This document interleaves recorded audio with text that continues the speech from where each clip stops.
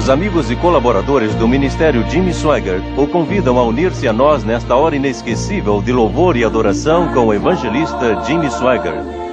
Esse ministério está cumprindo a grande comissão de levar o evangelho a todas as partes do mundo através do trabalho missionário. As cruzadas pelo mundo.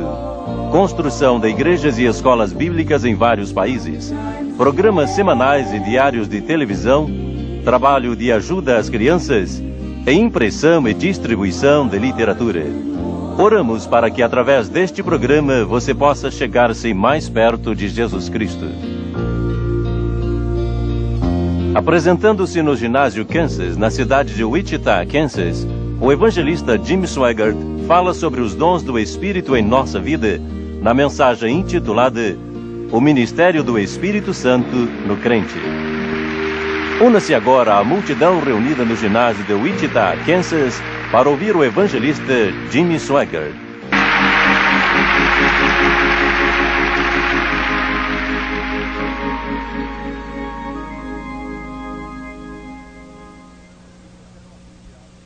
Os que trouxeram a Bíblia, abram comigo agora no livro de 1 Coríntios.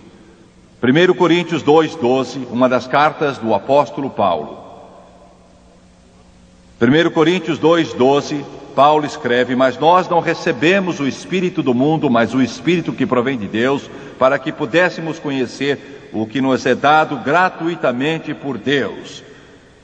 Note as palavras: para que pudéssemos conhecer o que nos é dado gratuitamente por Deus. Ele quer que saibamos que só podemos conhecer pelo Espírito. De outro modo, só teremos conjecturas e ideias humanas. Mas pelo Espírito, a palavra se desdobra e pela revelação, você entende o que Ele quer que você tenha. Desejo falar hoje sobre o tema, o ministério do Espírito Santo para o crente. Há muitos conceitos errados, mal entendidos, humanos e carnais a respeito do Espírito Santo. Uma dessas ideias carnais tem penetrado até nos círculos pentecostais hoje. Tem até chegado ao pensamento de alguns dos líderes pentecostais. E é que a única razão pela qual o Espírito Santo é dado é para nos ajudar a ir de porta em porta e levar pessoas a aceitarem Jesus. Eu não vou diminuir a grande importância de ganhar almas para Cristo. Deus o livre. Em nossa igreja, em Banto Rouge, nós temos pessoas que só fazem isso. Esse é seu ministério, ele é muito, muito importante. Sua significação vai além do que palavras podem expressar, mas limitar o Espírito Santo só a essa faceta é limitar profundamente sua atuação. Ele entra em nós em uma magnitude muito maior do que essa que falei. Atos 1:8 diz: Mas recebereis o poder do Espírito Santo que há de vir sobre vós, e ser-me-eis testemunhas. Este texto bíblico não significa o que muitos pregadores têm dito que significa, relacionando com ganhar almas. Ele inclui isso, mas inclui muito mais. Inclui a ida de porta em porta, inclui equipes de evangelização. Mas há muito mais neste versículo. Ele disse: testemunhas de mim, não testemunhas para mim, testemunhas de mim. O que quer dizer que o que representamos em nossa vida, que o crente deve tornar-se tão unido e imerso em Jesus, que ele venha a tornar-se parte integrante do seu pensamento, das suas ações, seu assentar, do seu levantar, do seu ouvir, do seu ir, de tudo quanto você faz, de modo que a sua presença é um testemunho ao mundo perdido. Você entende isso? Jesus quer que você esteja tão chegado a Ele que no trabalho não tenho que perguntar o que você é, eles vão saber o que você é. Ele está ao seu redor, está sobre você, está em você. Quando você fala, fala disso. Quando canta, canta disso. Quando respira, respira isso. Quando anda, anda isso. E quando fala, fala isso. Você entende isso? Aleluia! É o que o Espírito Santo quer que você seja. É o que o Espírito Santo quer fazer por você, com você, em você. Até um ponto em que a nossa linguagem humana não tem as palavras suficientes para descrever isso. Procuramos expressar, mas as palavras nos falham e não temos condições para tanto. Mas é tanto quanto me é possível descrever o que sinto, que você é um pequeno Jesus. Você se transforma espiritualmente falando num pequeno Jesus. Você se torna testemunha dele até chegar ao ponto em que você o projeta dia e noite, e alguns de vocês sabem disso. Você vai aos seus parentes, você já foi cheio do Espírito Santo, e quando você vai chegando, eles cortam sua casaca e dizem: você está com os pentecostais agora, que falam em línguas, essa turma de fanáticos, e eles conhecem você porque você é testemunha. Você não sabe porque eles estão zangados com você. Você não sabe porque eles falam mal de você e dizem coisas pesadas para você, e você pensa: eu só faço coisas boas para eles, e é por causa de quem você representa. Mas eles vão à igreja, são muito religiosos, porque se voltam contra mim desde que eu fui cheio do Espírito Santo. Eu creio que você sabe porque se voltaram. É que agora é mais do que formalismo, é mais do que um programa, é mais do que teoria, é mais do que religião. Jesus se tornou uma encarnação de glória em você, que jorra para fora, jorra para dentro e sai de você. É um estado do ser. Verdadeiro estado do ser, um lugar que o Espírito Santo ajuda você a chegar. Seu ser se torna, então, uma testemunha. Sua vida fala por Jesus. O propósito do Espírito Santo é ministrar em você, para você ser um consolador. Você se torna a imagem de Jesus Cristo. Agora, durante todos os 3 anos e meio do ministério de Jesus, com exceção da última semana, a semana da paixão, ele falou muito pouco sobre o Espírito Santo. Ele quase não disse nada. Ele não ensinou sobre ele não disse nada aos seus discípulos, e isso é tudo quanto sabemos sobre ele, e eu creio que teria sido registrado se ele tivesse dito mais. Ele disse muito pouco, porque realmente não teria adiantado nada se ele tivesse falado pouca coisa ou muita coisa. Eles não estavam preparados para receber o ensino segundo Jesus, e Jesus estava com eles e não havia muita necessidade disso. Quase que a única menção é a ocasião na qual os fariseus o acusaram de expulsar demônios pelo príncipe dos demônios. E ainda que eles nunca mencionassem o Espírito Santo, Jesus disse que eles estavam perto de blasfemar do Espírito Santo, porque ele não realizava essas obras pelo poder de demônios, ele realizava essas obras pelo poder do Espírito Santo, como Deus ungiu Jesus de Nazaré com o Espírito Santo, o qual andou fazendo bem, curando todos os doentes e oprimidos do diabo. Mas na última semana do seu ministério, isso foi quase tudo que ele falou. Na semana da paixão, ele ficou em Betânia com Lázaro, a quem tinha erguido dos mortos, e Maria e Marta, irmãs de Lázaro, com exceção de uma noite. Mas a maior parte do tempo daquela semana, ele ministrava em Jerusalém e voltava para Betânia, que ficava junto do Monte das Oliveiras, e voltava para Jerusalém.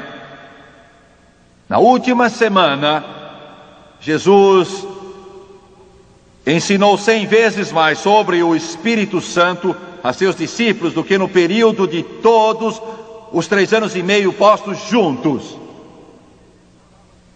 E a razão é que ele estava se preparando para ir, seu ministério havia acabado, ele estava prestes a cumprir o propósito divino de sua morte no Calvário. E esta agora era a hora de lhes falar sobre o Espírito Santo, a fim de explicar o Espírito Santo para eles.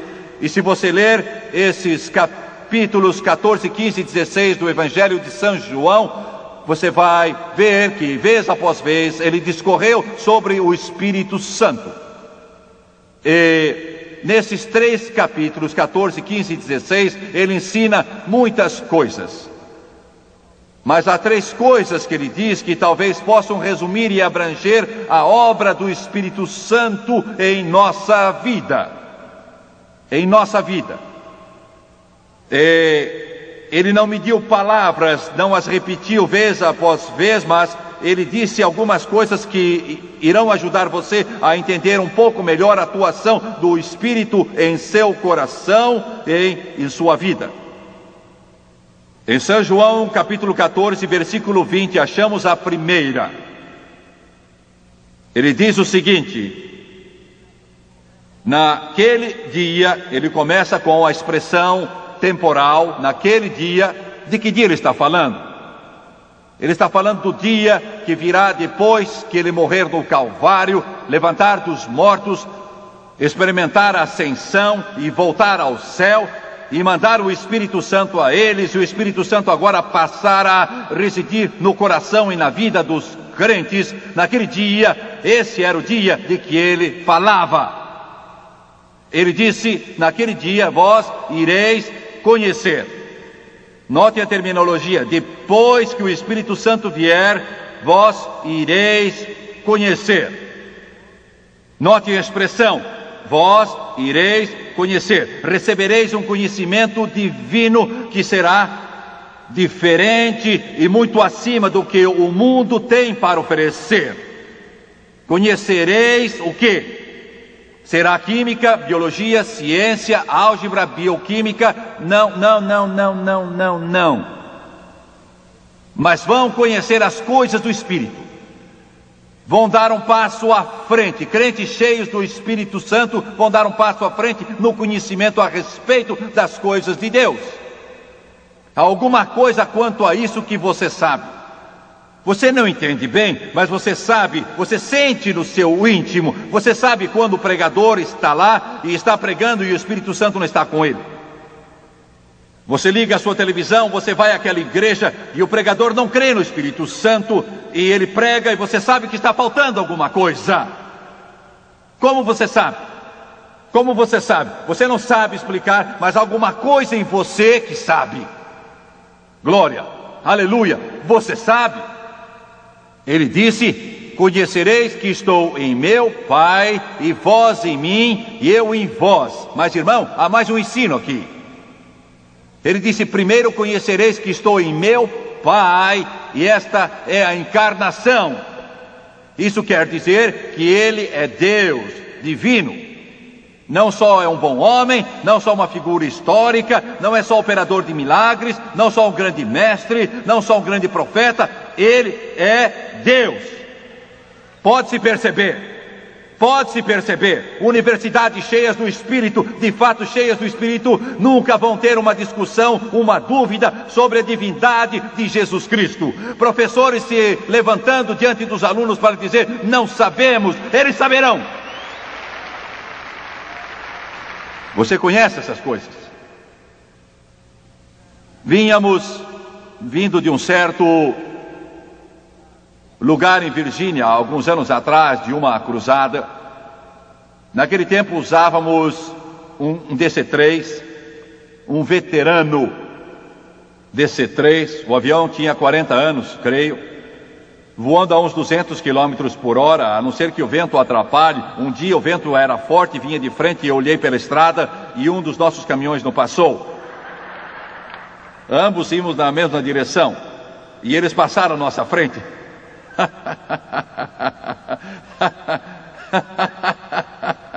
É assim quando você não tem o Espírito Santo, coisa não funciona.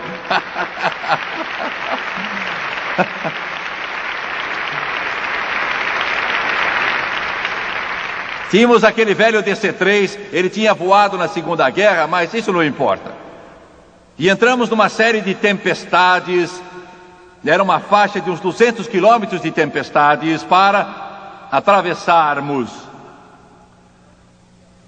Estava chovendo tanto que não se podia ver aquelas luzes no extremo das asas que acendem e apagam, não se podia ver. As camadas de chuva caíam como cortinas de água. E eu olhei para frente, estava aberta a porta da cabine do piloto e o radar não estava funcionando pela estática ou coisa assim, e estava balançando loucamente de lá para cá, só balançando, sem servir para nada. 37 pessoas tinham morrido naquela noite em aviões, naquelas tempestades. E eu estava convencido que o diabo queria nos matar. A chuva açoitando e o nosso DC-3 caía uns 50 metros e então subia de novo e voltava a mergulhar e o estômago subia na boca e eu ouvia o motor esquerdo querendo parar. E amigo, um medo gelado começou a subir pela nossa espinha acima e a gente sentia o estômago todo revirado. O motor cuspia água e esse velho veterano de guerra, aquele velho motor estava querendo parar.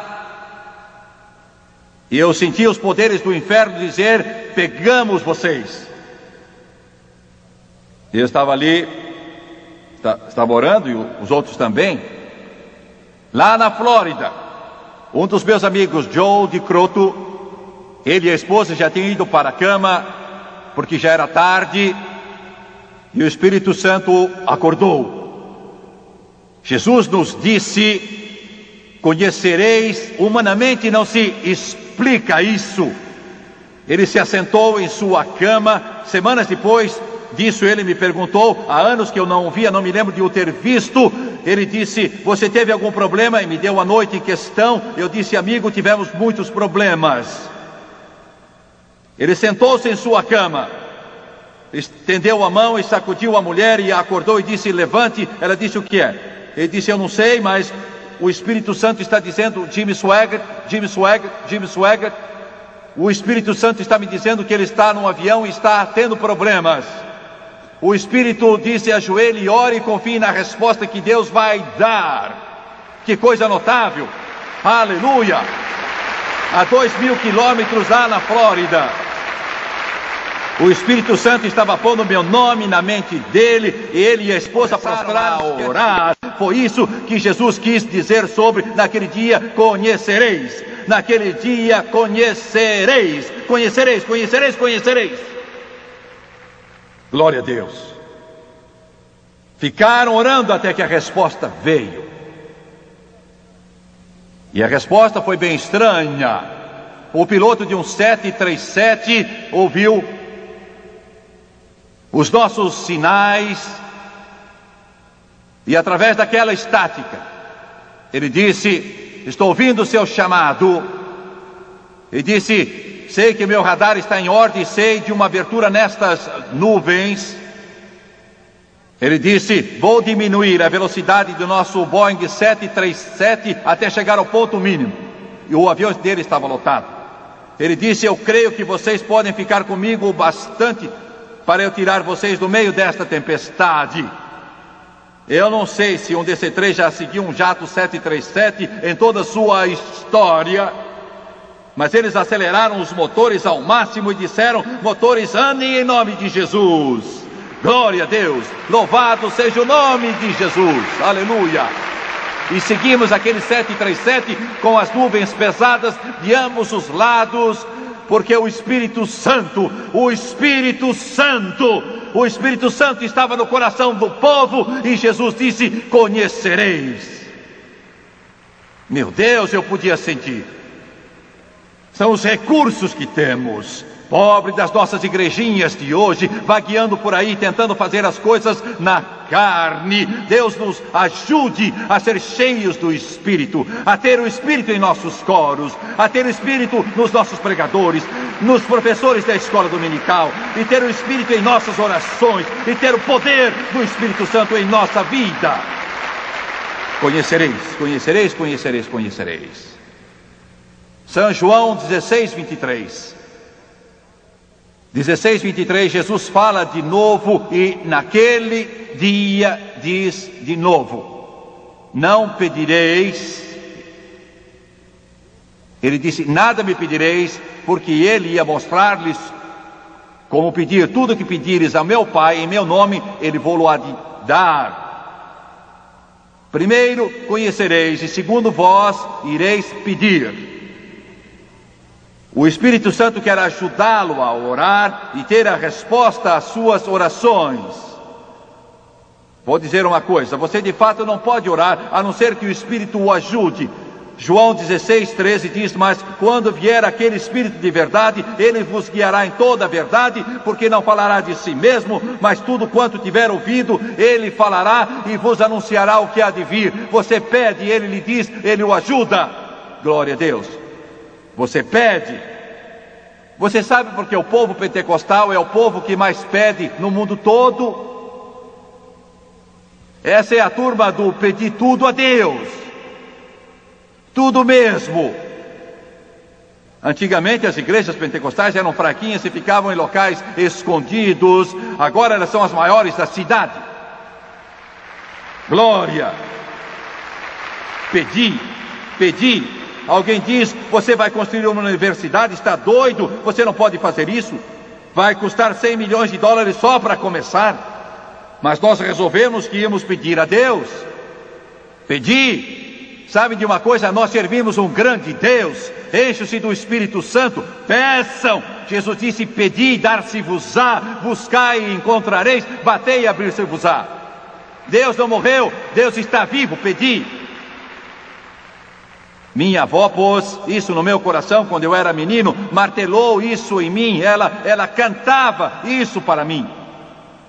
Ela orava para mim, ela praticava em mim, dizia Jimmy Swaggart, e eu me lembro do seu rosto, ela dizia: ele é um grande Deus.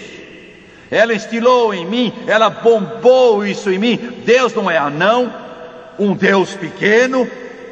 Ele é um grande Deus, Ele é poderoso, Ele é maravilhoso. E ela dizia: Jimmy Swaggart, ele pode fazer qualquer coisa. É capaz de fazer milagres, capaz de fazer tudo que você pede ou pensa. E Ele o fará por vocês. Peça, porque Ele é grande, e peça muito. Nunca esqueci disso.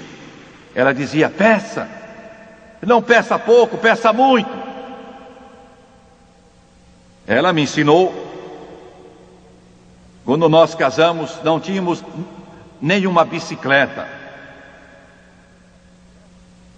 De fato, não tínhamos nenhuma bicicleta.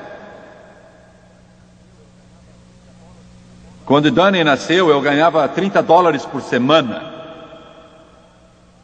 Não tínhamos um seguro hospitalar, pagávamos o médico e nunca tomamos emprestado. Vocês me dizem, $30 valiam mais do que hoje. Mesmo assim era muito pouco dinheiro. $30.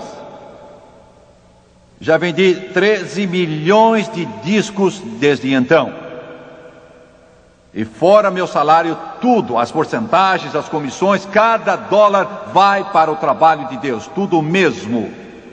E eu aprendi a confiar muito. Naquele tempo andávamos a pé, tudo a pé. Eu só estava começando a pregar, pregando os primeiros sermões. Minha avó, um dia, eu costumava ir todas as tardes para orar quando saía do serviço. Trabalhava no ramo de construir casas. E eu costumava ir, e ela, um dia, ela era muito caprichosa em tudo. Nunca foi relaxada, tinha tudo em perfeita ordem. Se você fosse à casa dela, as cadeiras não deviam ser arrastadas pelo chão, nunca. Tudo no lugar certo, ela se trajava com gosto. Nós nos assentamos e ela dizia: bem, vamos ver sobre o que vamos orar hoje. Ela era uma mestra. Ela orava de tal forma que os demônios fugiam quando ela abria a boca. Glória.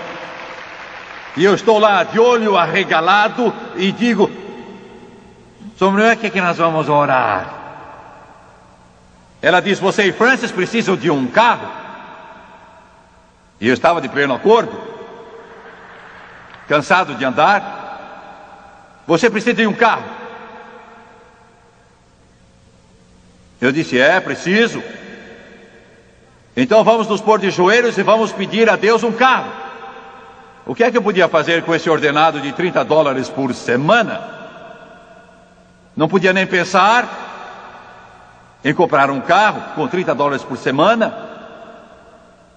Mas minha avó se pôs de joelhos e disse: vamos confiar em Deus e Ele vai dar um carro a você. E queremos um que gaste pouca gasolina. Glória, ela era uma boa vendedora, graças a Deus. Queremos um que não quebre toda hora. Agora vamos nos ajoelhar e pedir a Deus. Eu me ajoelhei, ainda me lembro da casa, não existe mais, mas posso vê-la em minha mente. Ela se ajoelhando ali, ela sempre, até ficar cansada, ela sempre se ajoelhava de costas retas, olhando para o alto. Era como orava. E ela começava a orar, ela estava orando e eu estava orando. Eu fazia uma oração bem comum, mas ela orava com fé e eu falava. Do que é que está falando? Vou lhe dizer o que eu estava falando. E eu fui bem humilde. Eu disse: Jesus, preciso de um carro. Preciso de um carro bom. Quero que me faça isso, faça aquilo e mais aquilo. E então eu continuava a oração: mas se não queres que eu tenha um carro, eu não quero o carro. Vocês estão percebendo o rumo agora? Se não queres que eu tenha o carro, Senhor, eu não quero o carro. Eu estava começando a pregar em reuniões pequenas e eu pedia caronas lá e ficava eu à beira da estrada pedindo uma carona para Jesus. Oh, gente, parecia tão bom que eu estava falando. Eu disse: Senhor, eu vou de carona para as reuniões e Francis e eu vamos andar. E de repente pude ouvir a minha avó me dizendo: pare, pare, pare, pare, pare. Alguém já fez isso quando você estava orando? E eu achava que estava certo. Eu ficava à beira da estrada com a sola dos sapatos furada, pedindo uma carona para Jesus, com as minhas calças remendadas. Ela virou-se e me disse: Jim, filho,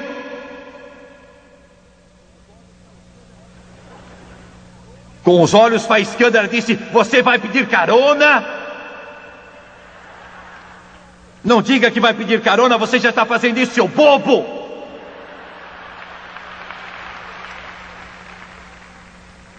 Você já tem as roupas remendadas, seus sapatos já estão furados, você não tem nada de fazer isso, já está fazendo. Precisamos de um carro. Agora ajoelhe-se de novo e ore direito. Louvado seja Deus! Glorificado seja Deus. Glória a Deus. Ela me parou. Graças a Deus me parou. Amigo, me voltei para ela e ouvi dizer: Jesus, esqueça tudo o que ele disse, não dê atenção nenhuma, é conversa fiada, ele não sabe o que está falando. Agora vamos começar de novo. Jimmy, ore direito. Naquele dia pedireis, naquele dia pedireis, naquele dia pedireis. Eu aprendi muito com ela. Se não fosse isso, não teríamos esse ministério hoje, ao redor do mundo. Vocês já me ouviram pregar em japonês? Pois vale a pena ver. É um negócio.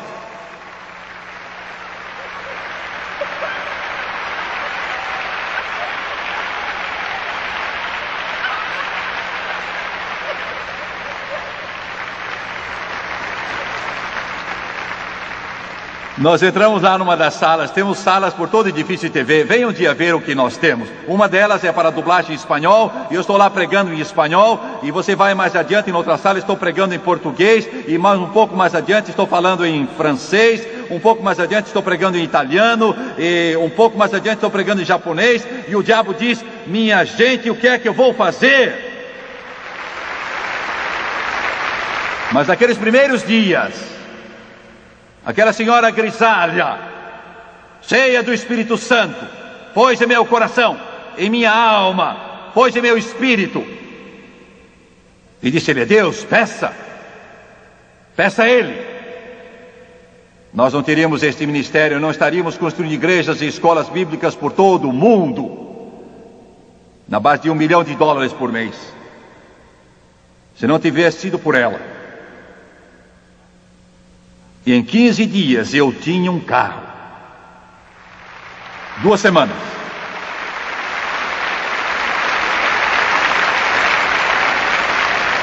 Não era um carro, era uma caminhonete, porque o trabalho que eu fazia, uma caminhonete era melhor. Aquela coisa fazia 1000 quilômetros por litro. A gasolina nunca acabava, ela andava. Alguém abriu uma conta para eu comprar gasolina, e sabe, a gente vai até o ponto e o carro para, o meu nunca parava, eu nunca usei a conta. Eu vi a minha avó, Deus dá a ele um carro que ande sempre, ela dizia, porque ele não tem muito dinheiro. Aquele carro simplesmente andava. Pedi. Oh, Senhor, aleluia, aleluia. Igreja, se eu pudesse levar você a ver. E por último, São João 14:12, Jesus diz estas palavras: na verdade vos digo, ou amém, ou sim. Na verdade vos digo que aquele que crê em mim também fará as obras que eu faço, e as fará maiores do que estas, porque eu vou para meu Pai. A expressão porque eu vou para meu Pai tem o mesmo significado que naquele dia. Não só você conhecerá, não só você pedirá, mas também fará. Glória a Deus. Eu sei algo a respeito da obra missionária no mundo. E quero dizer uma coisa: a mensagem pentecostal hoje está tendo umas 20 vezes mais aceitação do que a mensagem não pentecostal no campo missionário. Eu sei do que estou falando. Milhares estão sendo salvos pelo sangue de Jesus. Estive na Guatemala logo antes do Natal. Eles deixaram entrar 40 mil pessoas no estádio, iam deixar mais 10 mil entrar para assistir de pé. Não havia mais lugares para acomodar a multidão. Era um estádio aberto e veio uma chuva torrencial. Eu nunca vi gotas tão grandes em minha vida, pareciam bolinhas de vidro, jorrando do céu e molhando todo mundo. 40 mil pessoas e ninguém saiu. Ficaram ali para ouvir o Evangelho. Pense nisso, ficaram lá sentados. Jesus disse: fareis não somente, conhecereis, não só pedireis, mas fareis. Vou ter que terminar. Há anos pregava no tabernáculo de Brightmoor, lá em Detroit, Michigan. Eu fiz uma cruzada lá para Bowman. Alguns talvez se lembrem de Bowman, um grande pastor. A primeira cruzada, se me lembro bem, durou 8 semanas. A segunda cruzada durou 9 semanas. Deus operou através do seu Espírito. Nós tivemos em Detroit há pouco tempo no estádio Cobo, numa grande cruzada. Mas quando se fica tanto tempo no local, a gente reconhece ao menos algumas pessoas. E eu vi uma menininha, ela devia ter eu calculo uns 12 anos, então. E a razão talvez de eu a ter notado é que ela tinha um capote surrado. Foi por isso que ela me chamou a atenção. Parecia que há 10 anos atrás já era velho, e você não encontraria quem quisesse usá-lo, mesmo que ele fosse de presente. Era mesmo um farrapo. E foi durante os meses de inverno.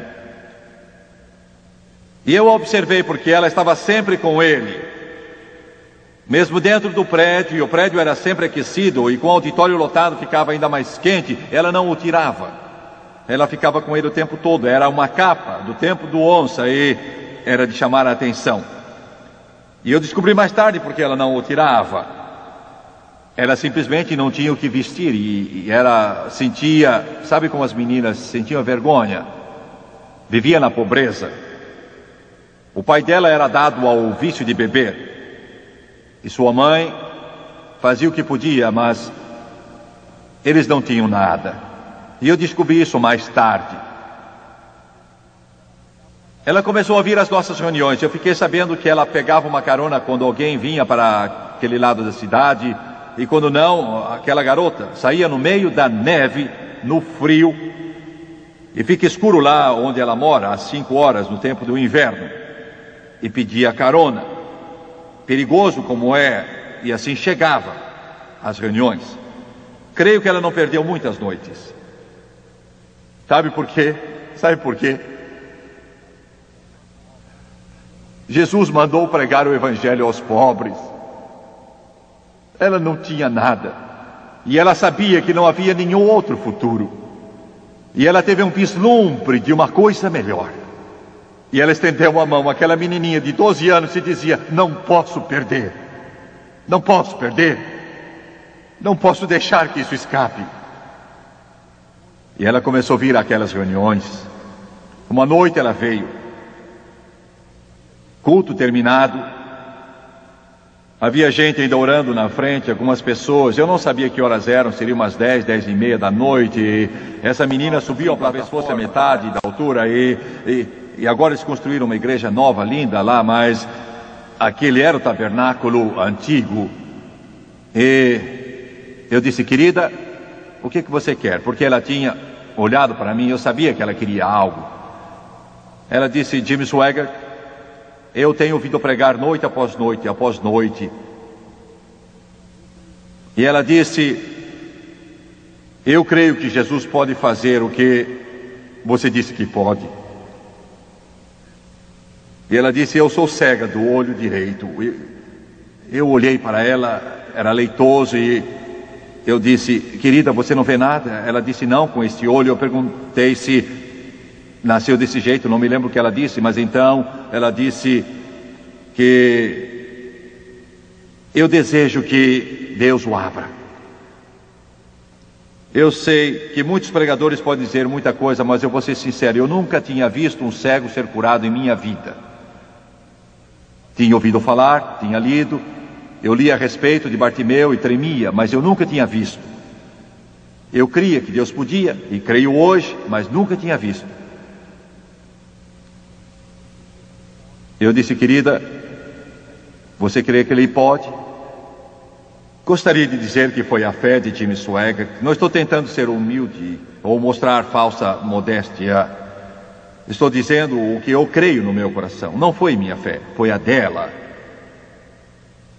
da menina. Ela disse: eu creio. Eu orei por ela. Não vou dizer que sentia algo, um grande impulso do Espírito. Isso foi há muito tempo, mas quando eu a ungi com óleo e orei por ela, ninguém prestou atenção. Havia muita gente orando e gente conversando e confraternizando. Eu acabei a oração, ela foi embora. Eu me virei. Eu acho que estava conversando com alguém. E Bruce Gunn, que era pastor auxiliar e ainda é um dos homens mais piedosos que conheço, um crente consagrado, dedicado a Deus, estava lá no canto orando com algumas pessoas. Ele não era um homem emotivo, mas ele gritou, e com isso chamou minha atenção. Ele disse: Jimmy Swaggart, pare tudo aí, e todos escutem. E a igreja inteira, como eu disse, o culto encerrado, todos pararam. E ele disse: houve um milagre. Glória. Ele disse: esta criança teve o seu olho aberto. Ele a conhecia muito bem, eu não a conhecia, ele a conhecia. Ele conhecia. Ele a veio trazendo, ela estava com o seu velho capote, ele veio trazendo-a para mim. E eu estava tremendo tanto que não podia falar com ela. Eu disse: querida, você pode ver? Você dirá: mas isso não foi fé? Bem, você abra olhos de cegos. Ela disse: com lágrimas rolando na face, eu posso ver, eu posso ver. Eu pus a mão sobre o olho e disse: você pode ver meus dedos, conte-os. Ela contou: eu posso ver, eu posso ver. Tivemos uma visitação maravilhosa do Espírito Santo ali. Glória, aleluia. Tivemos um verdadeiro avivamento. Eu chorava, andava para um canto e soluçava e chorava. Você se sente tão humilde, tão sem valor numa hora dessas. Agora espere um pouco, estou terminando, mas há um pequeno apêndice, um pequeno acréscimo que vou fazer. 10 anos depois, estávamos de volta a Detroit, uma multidão maior do que esta, sábado à noite. Deus operou naquela noite, centenas aceitaram a Cristo. Eu tenho muitos amigos lá, e quando ia saindo da plataforma, havia uma porção de gente ali me esperando, talvez umas 500 pessoas que estavam se apertando e empurrando, e amigos e pessoas que eu conhecia. Muitos tinham sido salvos em nosso ministério, e um homem corpulento ao meu lado, eles estavam tentando, eu estava tentando cumprimentar o maior número. Eu olhei e vi uma jovem de uns 20, 22 anos. Ela disse, no meio de todo aquele barulho, Jimmy Swaggart! E ela chamou 3 ou 4 vezes, eu afinal pude ouvir, e olhei ao redor, e essa jovem estava ali perto de mim, a uns 2 ou 3 metros. Bela jovem, cabelo castanho. Eu olhei para ela, ela disse, estava ali, como eu disse, gente por toda parte. Ela afinal disse, não me conhece? Eu disse, não a conheço. Então ela disse, o olho. E eu lembrei, 10 anos depois, disse ela, o meu olho está perfeito, eu estou vivendo para Jesus, servindo, adorando.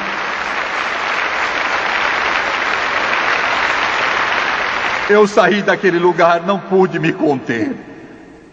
Eu soluçava, tentando esconder. Eu não a vi, eu não me vi, eu vi Jesus. Ele disse, vós fareis, sabereis, pedireis e fareis. Nossas igrejas precisam do Espírito. Nosso povo precisa do Espírito. Nossos pregadores precisam do Espírito. Curvem a cabeça, por favor. Aleluia, aleluia, aleluia. Eu achei sua graça. Tudo está completo. Ele supriu tudo para mim. Sentado e aprendendo aos pés de Jesus, eu sou livre, sim, sou livre. Senhor, toma estas palavras hesitantes e grava-as no coração do povo que aqui se encontra. Oh Espírito de Deus, sim, flui em mim. As cabeças curvadas, olhos fechados. Quantos aqui podem dizer, Jimmy Swaggart, estou salvo? Sei que estou salvo, não tenho dúvida nenhuma, eu sei que estou salvo, mas ainda não recebi o dom do Espírito Santo. Você quer orar por mim? Eu quero ser cheio do Espírito.